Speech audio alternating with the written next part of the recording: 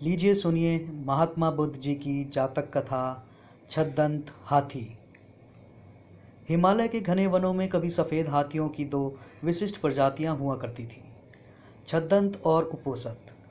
छद्दंत हाथियों का सफ़ेद रंग हुआ करता था और उनके 6 दांत होते थे, ऐसा पाली साहित्य में उल्लिखित है।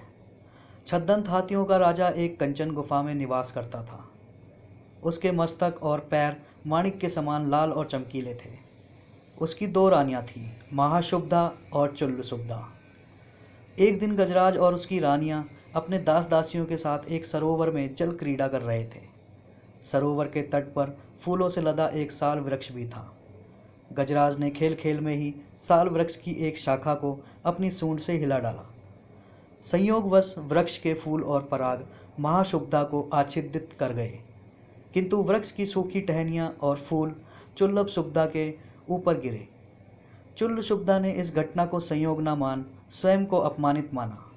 नाराज चुल्लसुभदा ने उसी समय अपने पति और उसके निवास स्थान का त्याग कर कहीं चली गई।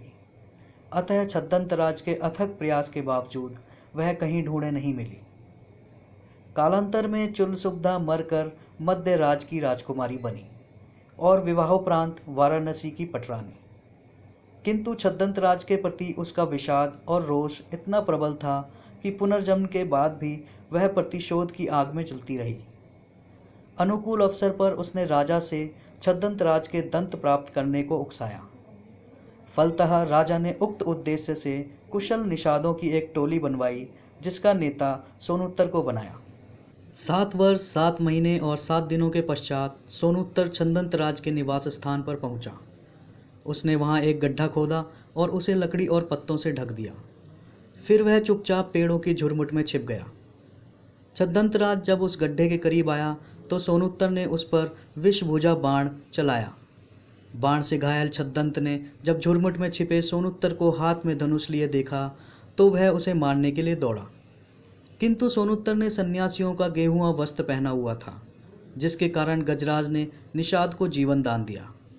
अपने प्राणों की भीख पाकर सोनूत्तर का हृदय परिवर्तन हुआ। भाव विह्वल सोनूत्तर ने छद्दंत को सारी बातें बताई कि वह क्यों उसके दांतों को प्राप्त करने के उद्देश्य से वहां आया था।